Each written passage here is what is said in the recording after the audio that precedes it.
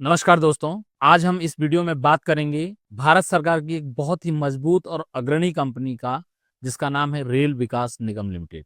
दोस्तों, रेल विकास निगम लिमिटेड भारत सरकार की एक नवरत्न कंपनी है और पीएसयू सरकारी कंपनी है, जिसकी स्थापना भारत सरकार ने 2003 में करी। रेल विकास निगम का मुख्य कार्य है रेलवे कॉरिडोर या रेलवे इंफ्रास्ट्रक्चर डेवलप करना, मेट्रो प्रोजेक्ट्स हैंडल करना और पोर्ट कनेक्टिविटी को हैंडल करना। दोस्तों, इस कंपनी ने अपने पास्ट बिजनेस ईयर्स में बहुत ही स्ट्रांग परफॉर्मेंस दी है और उम्दा किस्म की बिजनेस क्वालिटी पेश की है।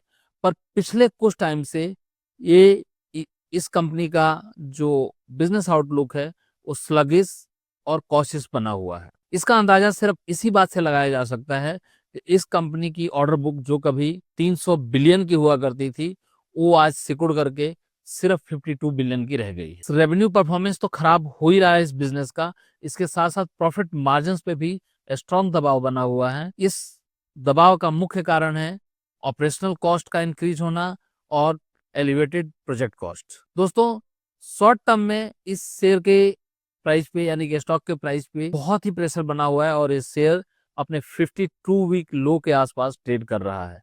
इस वीडियो में हमें जानने की कोशिश करेंगे कि शॉर्ट टर्म में जो ये इस शेयर के प्राइस में दबाव बना हुआ है, क्या लॉन्ग टर्म में भी ऐसा ही रहने वाला है या लॉन्ग टर्म में इस शेयर में किसी भी तरीके की हम अपॉर्चुनिटी देख सकते हैं। दोस्तों, मैं आशुतोष ठाकुर आप सबका स्वागत करता हूं अपने YouTube channel @it's Ashutosh Thakur में। इस वीडियो में हम रेल विकास निगम लिमिटेड का फंडामेंटल टेक्निकल एनालिसिस डिटेल में करेंगे। इसके साथ साथ हम इस कंपनी के स्ट्रॉन्ग और वीक पॉइंट्स भी जानने की कोशिश करेंगे।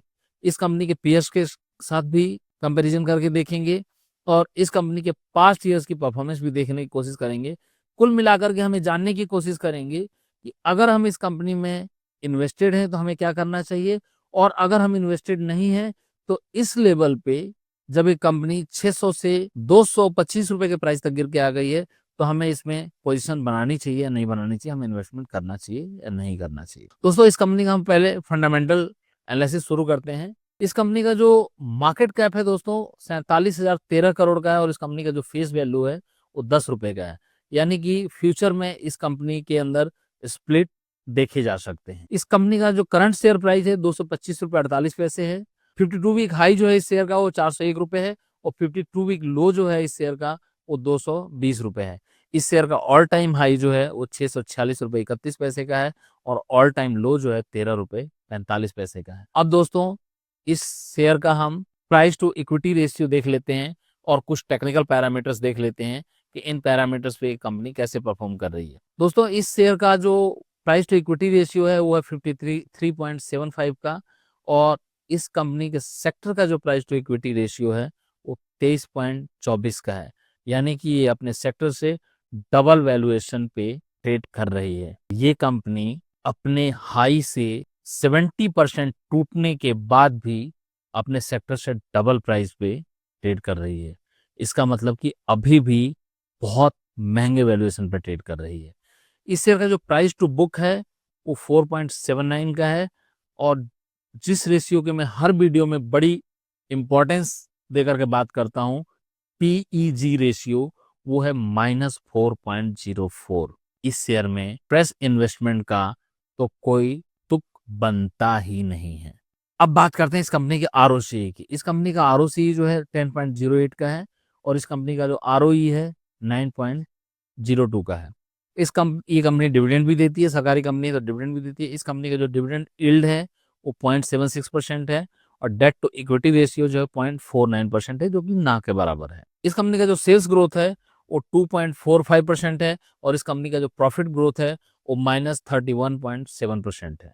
अब दोस्तों, इस कंपनी की हम होल्डिंग चेक कर लेते हैं कि इस कंपनी की इन्वेस्टर्स की होल्डिंग किस तरीके से प्लेस्ड है, यानी कि इन्वेस्टर्स किस तरीके से इस कंपनी में अलाइन है।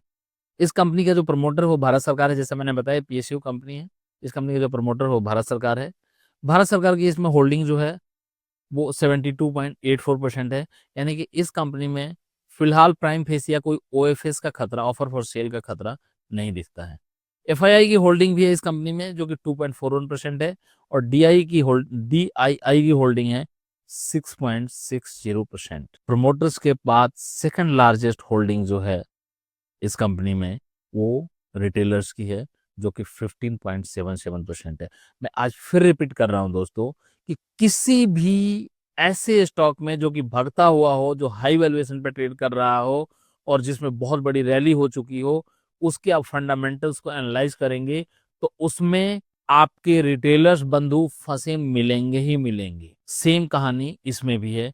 इस कंपनी में रिटेलर्स 15.77% इन्वेस्टेड हैं। अब बात कर लेते हैं दोस्तों इस कंपनी के कुछ टेक्निकल डाटा की। इस कंपनी की जो सपोर्ट है वो 216.50 पहली सपोर्ट जो इमीडिएट आती है, और जो दूसरी सपोर्ट है 203 रुपए 83 पैसे की, और जो आखिरी सपोर्ट है वो 148 रुपए 20 पैसे की। इस कंपनी का जो रेजिस्टेंस है यहाँ से वो 231 रुपए पहला रेजिस्टेंस, उससे अगला रेजिस्टेंस आ जाता है 249 रुपए 96 पैसे का, और उससे अगला रेजिस्टेंस आ जाता है 300, और उसके बाद 312 का। दोस्तों अगर कोई भी इस स्टॉक में इन्वेस्टेड है तो 203 रुपए का स्टॉप लॉस लगा के रखना ही चाहिए, चाहे आप किसी भी प्राइस पे इन्वेस्टेड हैं। इस शेयर के मूविंग एवरेजेस देख लेते हैं, क्योंकि बिना मूविंग एवरेजेस को देखे हुए किसी भी स्टॉक का एनालिसिस कंप्लीट नहीं किया जा सकता है। इस शेयर का 20 डेमा जो है वो 227 रुपए पे प्लेस्ड है, यानी कि अपने 20 डेमा से भी नीचे ट्रेड कर रहा है फिलहाल।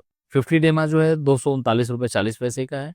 100 डेमा जो है 258 रुपए 25 पैसे का है, और 200 डेमा जो है 285 रुपए 96 पैसे का है। शेयर का जो RSI है दोस्तों वो 42.63% है, यानी कि इतना प्राइस करेक्शन होने के बावजूद भी ये शेयर अभी ओवरसोल्ड जोन में नहीं है। अब बात करते हैं दोस्तों इस कंपनी की पॉजिटिव पॉइंट्स की। इस कंपनी में सिर्फ और सिर्फ एक पॉजिटिव है जिसको मैं ढूंढ के लाया हूं, वो ये कंपनी डिविडेंड देती है। इसके बाद निगेटिव्स की तो इसके अंदर लाइन लगी हुई है। पहला नेगेटिव कि ये इतने प्राइस करेक्शन के बावजूद भी 53 पॉइंट समथिंग के पी पे काम कर रहा है, स्टॉक ट्रेड कर रहा है, और ये इस स्टॉक का जो प्राइस टू बुक है वो 4.7 टाइम है। प्राइस टू बुक मल्टीपल जो है वो 4.79 टाइम है। बहुत ही एक्सपेंसिव शेयर है 70% करेक्शन के बावजूद भी। इस कंपनी का जो प्रोजेक्ट डिलीवरी है बहुत ही पुअर क्लास की है।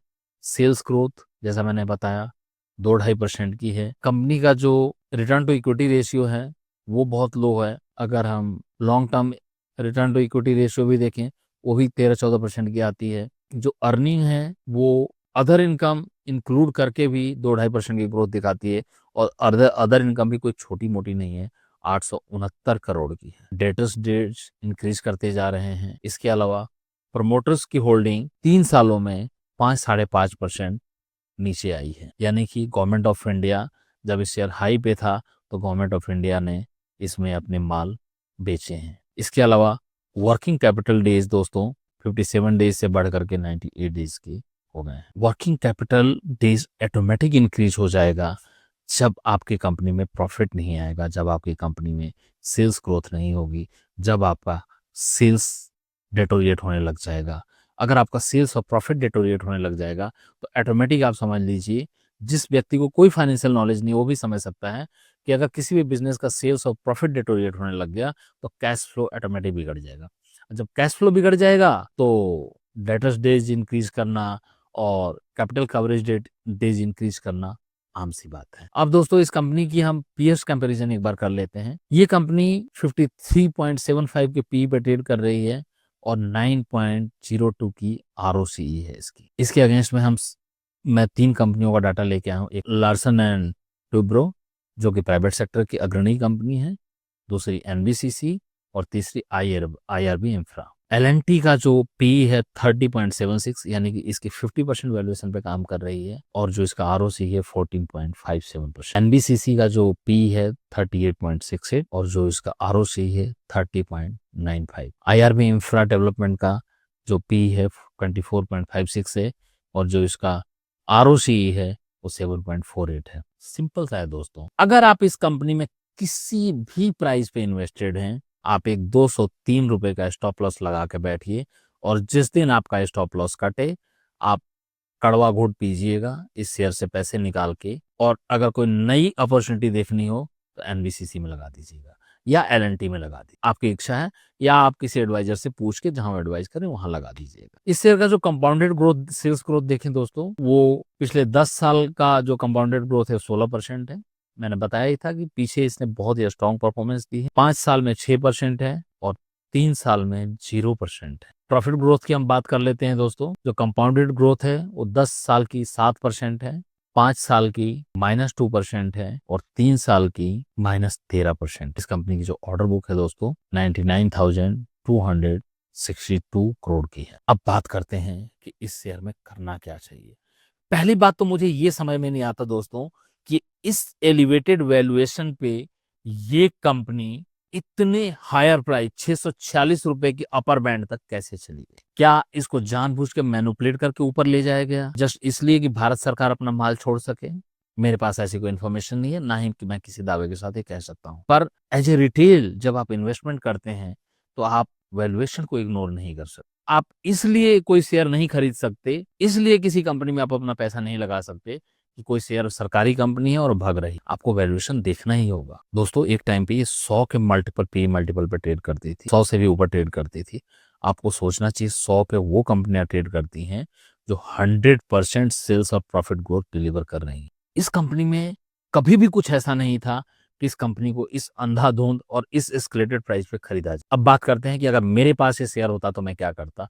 मेरे पास होता तो मैं बहुत पहले इसको बेच के निकल गया होता, और आज की डेट में होता तो 203 रुपए का स्टॉप लॉस लगा के रखता, चाहे जो मर्जी होता मैं इसको बेच के निकल जाता।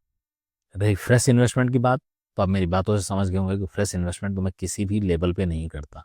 ओवर वैल्यूड कंपनी के अंदर तो इन्वेस्टमेंट कभी भी करना ही नहीं चाहिए। और रिटेलर्स से मैं बार बार कहता हूँ, जब भी आप इन्वेस्टमेंट करें, जब भी आप कोई ट्रेडिंग बेट लें, पहली बात तो जब ट्रेडिंग बेट लें तो ट्रेडिंग बेट में इन्वेस्टर ना बने, और जब आप इन्वेस्टमेंट करें तो वैल्यूएशन को प्राइम लेवल पे रखें। सबसे बड़ा फ्रेंड जो आपका है वो वैल्यूएशन ही है। बिना वैल्यूएशन देखे आप अपने पैसे को कहीं भी नहीं लगा सकते। दोस्तों आप सब्जी लेने जाते हैं तो चेक करते हैं कि आलू कैसे दिए, गोभी कैसे दिए, भिंडी कैसे दिए। आप यहाँ तो इन्वेस्टमेंट कर रहे हैं, फिर आप वैल्यूएशन नहीं चेक करेंगे, कुछ भी खरीदेंगे इसलिए कि कोई आपको एडवाइस कर दे। कभी भी बिना वैल्यूएशन देखे इन्वेस्टमेंट नहीं करना चाहिए। मेरी तरफ से मेरी राय अगर माने दोस्तों, तो मेरे लिए तो इस शेयर में निकल जाना बेहतर है। इस शेयर में कोई फ्रेश इन्वेस्टमेंट नहीं की जा सकती है तब तक जब तक इस शेयर की वैल्यूएशन करेक्ट होकर के 24 के पी से नीचे ना आ जाए, यानी कि अपने सेक्टर के पी के बराबर या नीचे ना आ जाए, या इसका जो पैग रेशियो है, पीईजी रेशियो है, वो एटलीस्ट पॉजिटिव ना हो जाए। 4 के नेगेटिव पीईजी पे पैसा नहीं लगाया जा सकता। एक मैं डिक्लेरेशन देना चाहूंगा दोस्तों कि मैं कोई सेबी रजिस्टर्ड रिसर्च एनालिस्ट नहीं हूं। ये वीडियो सिर्फ और सिर्फ मैं एजुकेशनल पर्पस के लिए बना रहा हूं। मैं आप इस वीडियो में प्रोवाइड किए हुए डाटा का इस्तेमाल सिर्फ और सिर्फ एजुकेशनल पर्पस से करें। इस वीडियो का मकसद सिर्फ इतना है कि आप लोगों को फंडामेंटल और टेक्निकल डाटा एक जगह पे ला के दिया जाए, जिसका इस्तेमाल करके आप अपने ट्रेडिंग और इन्वेस्टमेंट डिसीजन को बेहतर बना सकते। इस वीडियो को किसी भी तरीके से बाय या सेल रिकमेंडेशन आप ना समझें। अगर आपका बाय या सेल का विचार बनता है तो प्लीज किसी independent SEBI registered financial advisor से सलाह लेके ही सेल और परचेज का मन बनाएं। दोस्तों अगर आप लोगों ने मेरा साथ यहाँ तक दिया है, आप लोगों को वीडियो अच्छी लगी हो तो प्लीज लाइक करें, वीडियो को अपने ट्रेडर और इन्वेस्टर दोस्तों के साथ शेयर करें ताकि वो एक इन्फॉर्म डिसीजन ले सकें। इस वीडियो में आप कमेंट करें कि आप क्या सोचते हैं इस शेयर के बारे में, इस शेयर की वैल्यूएशन के बारे में। और दोस्तों इस वीडियो से अगर आप लोगों को कुछ भी वैल्यू मिली हो तो प्लीज चैनल को सब्सक्राइब करें ताकि समय समय पे जो मैं इस तरीके की डिटेल एनालिसिस की वीडियोस रिलीज करता हूं वो आप लोगों तक समय पर पहुंच सकें और आप लोग अपनी ट्रेडिंग और इन्वेस्टमेंट जर्नी को बेहतर बना सकें। थैंक यू दोस्तों, थैंक यू वेरी मच। मिलते हैं अगली वीडियो। धन्यवाद।